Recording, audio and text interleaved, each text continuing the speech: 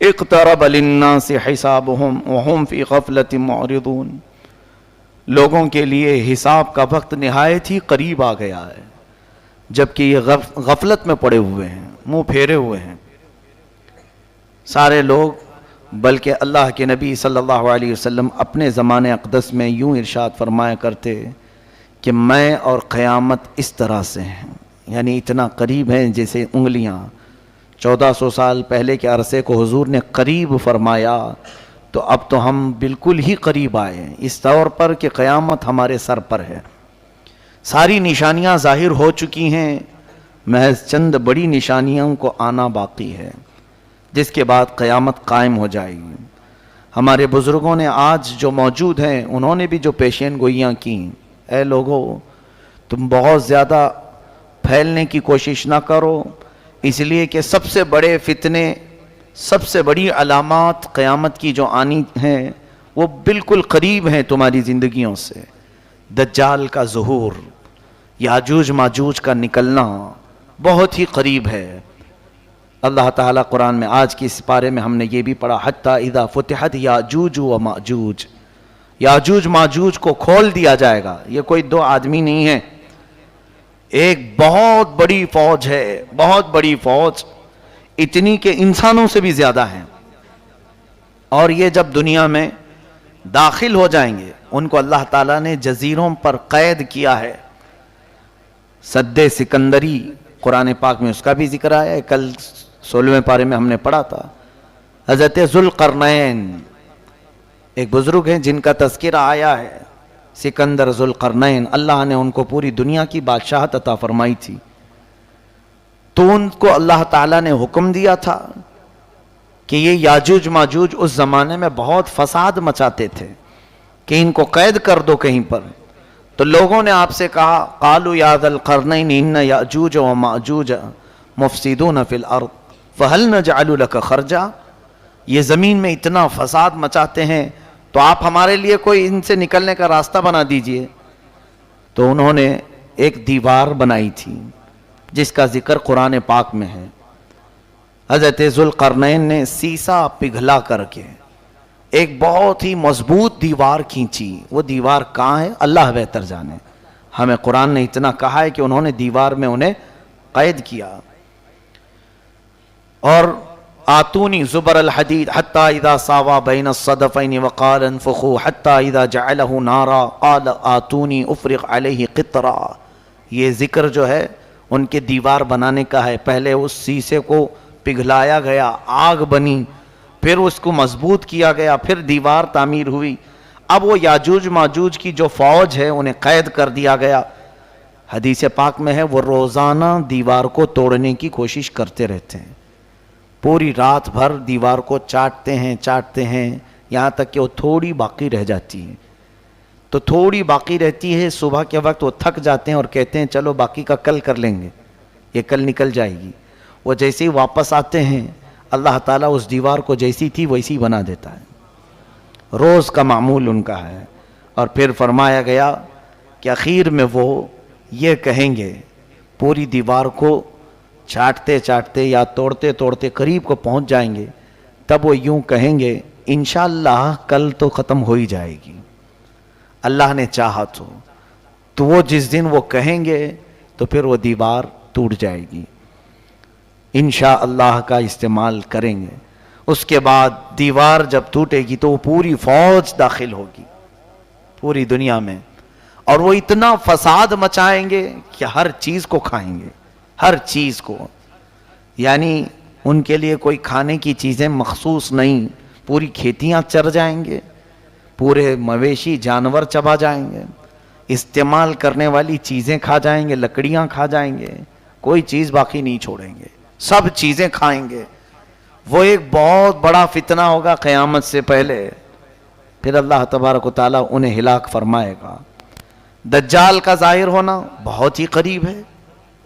دجال، کانا دجال جس کو کہتے ہیں، اس کی ایک آنکھ ہوگی، اس کی پیشانی پر کاف رے لکھا ہوگا، وہ صرف اہل ایمان دیکھیں گے، جن کے اندر ایمان ہے انہیں نظر آ جائے گا اس کی پیشانی پر کیا لکھا ہے، کافر لکھا ہوا ہے، اور جو منافق ہیں وہ اسے نہیں پہچان پائیں گے، وہ بڑی طاقتیں لے کر کے آئے گا اور لوگوں کو بہت بڑی آزمائش میں ڈالا جائے گا، اس طور پر کہ وہ لوگوں کو دکھائے گا پانی برسا کر کے، زمین سے سبزے اگا کر کے، جو مانگو وہ اسی وقت حاضر کر کے دکھا دے گا۔ سونا چاہیے وہ حاضر ہے، چاندی چاہیے وہ حاضر ہے۔ تو لوگوں سے وہ کہے گا کہ میں تمہارا خدا ہوں جس کی تم عبادت کرتے تھے، میں اتر پڑا ہوں۔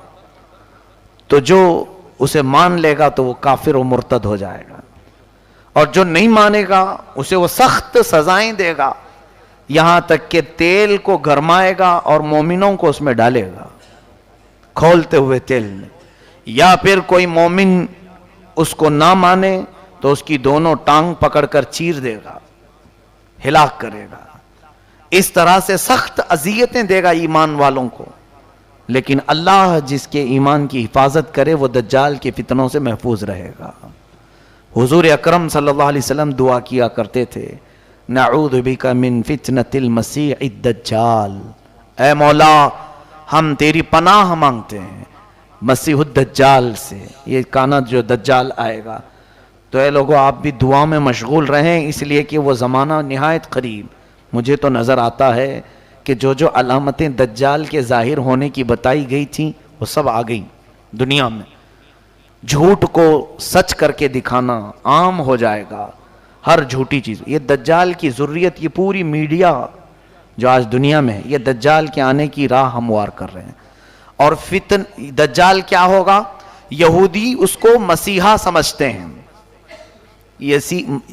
یہودی اس کو اپنا مسیحا مانتے ہیں کہ وہ ہم سب کو پوری دنیا میں عزت دینے والا آئے گا۔ تو دجال کے آنے کے لیے یہودی پوری فیلڈ ہموار کر رہے ہیں، جگہ جگہ جو تمام چیزوں کا قبضہ، پورے سونے پر ان کا قبضہ ہے آج، جیولری، گولڈ، اتنے تعداد میں یہ جمع کرتے جا رہے ہیں، کیونکہ یہ دجال کے کام آنے کے لیے۔ اور دجال ان کے لیے مسیحا ہے، بظاہر مسیحا۔ وہ یوں سمجھتے ہیں کہ ہمیں جنت دلانے والا آنے والا ہے۔ دیکھا نہیں آپ نے، یہودی اکثر چیزوں میں، اپنے برانڈ میں یا اپنے لوگوں میں ایک آنکھ کا استعمال کرتے ہیں۔ وہ ایک آنکھ کا استعمال دجال کی علامات ہیں۔ وہ دجال کی پوجا بھی کرتے ہیں، عبادت بھی کرتے ہیں، اور اس کے آنے کی دعائیں کر رہے ہیں آج پوری دنیا میں۔ سال میں پورا اجتماع ہوتا ہے یہودیوں کا، اور وہ بار بار دعا کرتے ہیں کہ وہ جلدی سے آ جائے۔ تو یہ یہودی پوری اس کی فوج تیار ہے آج، سارا یعنی فیلڈ تیار کر دی گئی۔ یہ بھی حدیث پاک میں آیا ہے، دجال کے آنے سے پہلے پہلے یہودی اور عیسائی تمام ملکوں کو فتح کرتے کرتے حرم پاک تک پہنچ جائیں گے۔ حرمین طیبین چھوڑ کر، مکہ مکرمہ اور مدینہ طیبہ چھوڑ کر تقریباً پوری دنیا پر یہ قبضہ کر لیں گے۔ یہ حدیث پاک میں یہ ہو کے رہے گا، اور یہ پہنچ گئے، آج عرب میں بھی پہنچ گئے ہیں۔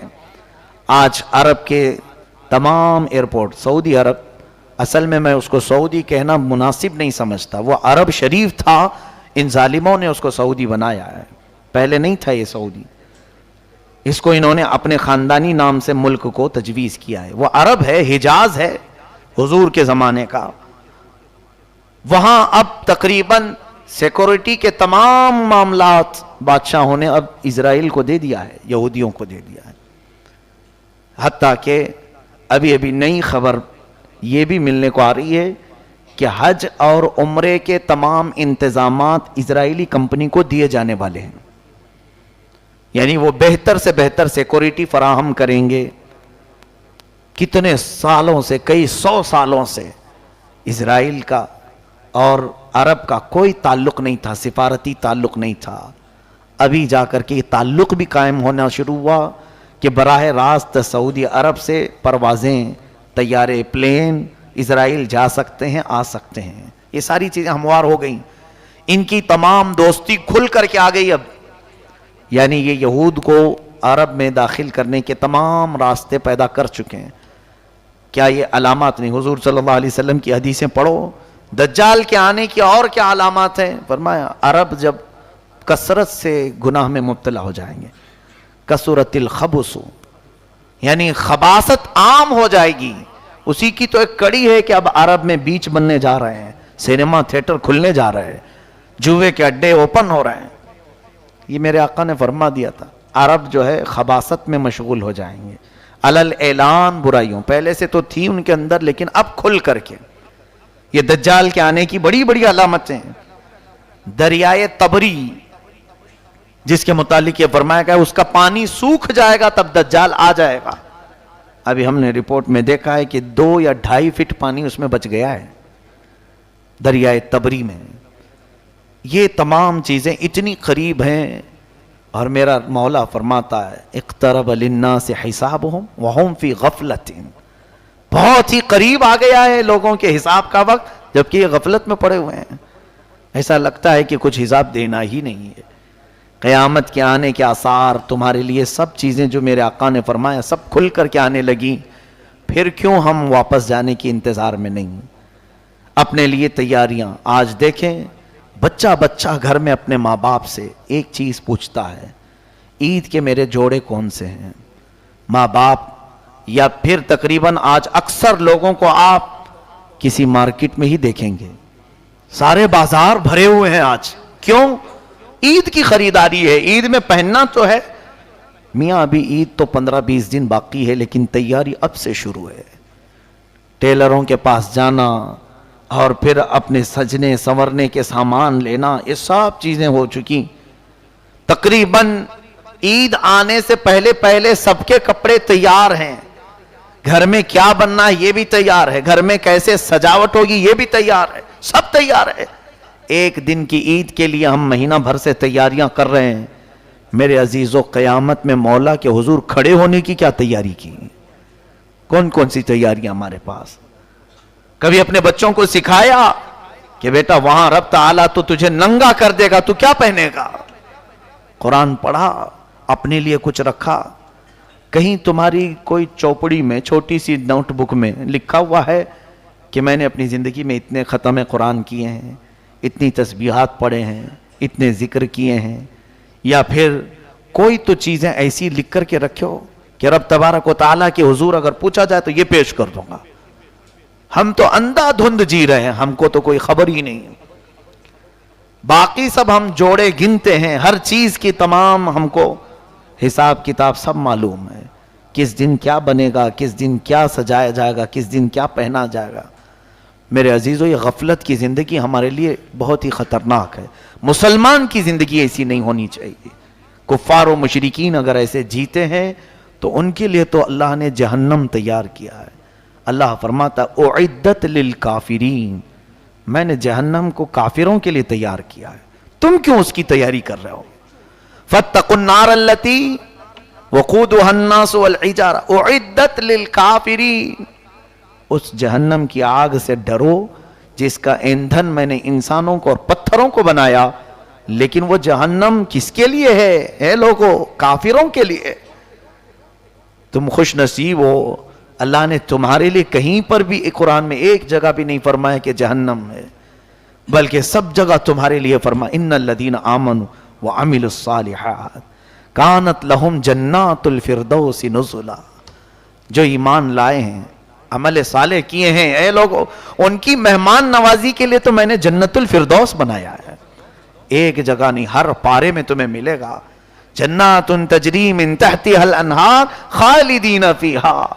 ایسی تمہارے لیے جنتیں میں نے بنائی ہیں، باغیچے ہیں جس میں نہریں بہ رہی ہیں، جو جائے گا اس میں ہمیشہ رہے گا. لیکن بندہ ہے کہ وہ مولا کی سجائی ہوئی جنت کو لینے کی تیاری کرنا نہیں چاہتا. کافروں کے کام اچھے لگتے ہیں، یہود و نصارہ کے عمل پسند ہیں. ہماری پوری قوم کو ان کی ایکٹیویٹیز میں دلچسپی ہے، ان کے کیریکٹر کو دل سے لگانے کو پسند کرتے ہیں.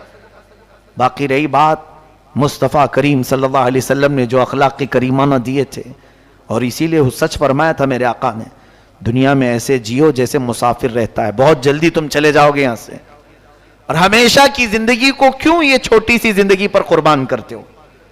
یہاں جتنا بھی عیش کرو گے عارضی ہوگا، ٹیمپرری ہوگا.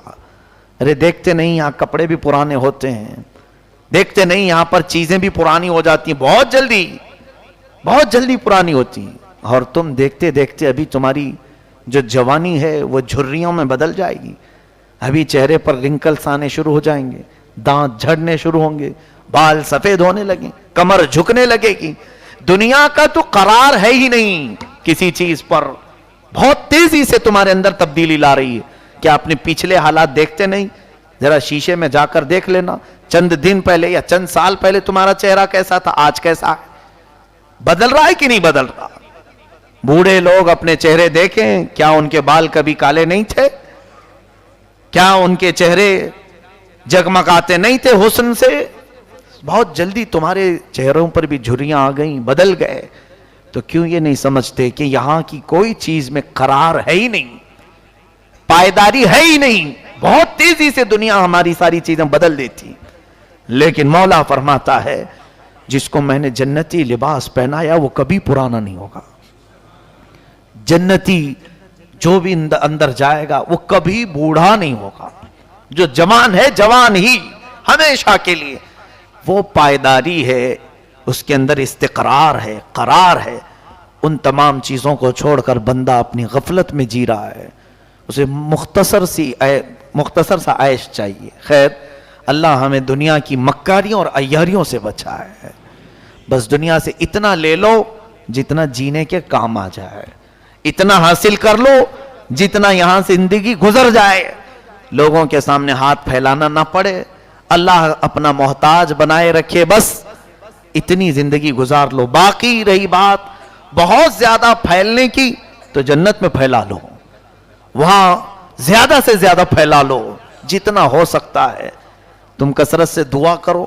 حدیث پاک میں ہے تمہیں ملے نہ ملے دنیا میں دعائیں قیامت کے دن پہاڑوں کے برابر نیکیاں اسے دی جائیں گی. پوچھے گا بندہ یہ کہاں سے مولا، میں تو اتنی نیکیاں کیا نہیں تھا. رب تعالیٰ فرمائے گا اے بندے تو دنیا میں روز مجھ سے مانگتا تھا، میں نے تجھے دیا نہیں، وہ سب یہاں کے لیے جمع کر رکھا تھا. بندہ کہتا ہے کاش میری دنیا میں تو کوئی دعا قبول نہیں کرتا، کوئی نہیں قبول کرتا، سب یہاں کے لیے رکھتا. تو آج تو میں فخر سے جنت میں سب کو بتاتا کہ میں سب سے زیادہ نیکیاں جمع کیا ہوں. تم یہ دیکھتے ہو کہ میری دعا قبول نہیں ہو رہی ہے، چھوڑو جانے دو، کیا بار بار مانگیں گے؟ نہیں، مانگنا بند مت کرو، کثرت سے مانگتے رہو تاکہ یہ سب آخرت میں جمع ہوتے رہے. اللہ تعالی حضور صلی اللہ علیہ وسلم سے ارشاد فرماتا ہے جب بنی آدم یعنی آدم کا بیٹا کوئی بھی صدقہ دیتا ہے تو ہاتھ اس کا ہوتا ہے، لیکن جس کو دیتا ہے وہ فقیر دکھتا ہے. مولا فرماتا میں لے لیتا ہوں، اس کے ہاتھ سے میں لے لیتا ہوں. مولا محتاج نہیں. اور پھر فرماتا ہے جیسے دنیا میں بچڑے کی پرورش ہوتی ہے، چھوٹے سے گائے کے بچے کی کیسے اسے پالا جاتا ہے، حدیث پاک میں یہ الفاظ آئے. مولا فرماتا ہے حبیب تمہارے امت کے دیے ہوئے صدقے کو میں ایسے پالتا ہوں تاکہ وہ بڑا ہو جائے، اور قیامت کے دن جب یہ آتا ہے تو بہت بڑا ہو چکا ہوتا ہے، وہ نیکی بہت بڑی ہوتی. تب پھر وہ کہتا ہے یہ کہاں سے میری؟ رب فرماتا ہے ایک بار تو چھپ کر کے خیرات کیا تھا، اسے میں لے کر کے پالا ہوں، آج اتنا بڑا ہو گیا ہے. میرے عزیز، اور رب تبارک و تعالیٰ کے ہاں کچھ جمع کرو، انویسٹ وہاں کے لیے بھی کرو. ہر جگہ دنیا میں یہ کیوں ہم تلاش رہے کہ ہے کوئی 100 کا 200 کرنے والا، 1000 کا 2000 کرنے والا، سب کی تلاش جستجو اسی میں لگی. اور دیکھتے ہیں کہ ہر جگہ فراڈ کمپنیاں ہیں، پھر بھی جا کر لگانا چاہتے ہیں. کوئی تو ہے ڈبل کر کے دے دے، کوئی تو ہے ڈبل کر کے دے دے. میرا مولا فرما رہا ہے تم 1 2 ڈبل نہیں 70 گنا زیادہ دوں گا. کون دینے والا ہے دنیا میں؟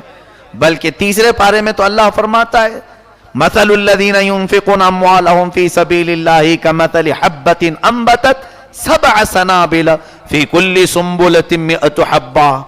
جس نے ایک بیج بھی دیا نا اللہ کی بارگاہ میں، اللہ فرماتا ہے وہ ایسی ہے جیسے ایک پودا بویا، ایک پودا زمین پر بویا، اس میں سے پھلیاں نکلی اور ہر 7 شاخیں نکلی، ہر شاخ میں 100 دانے.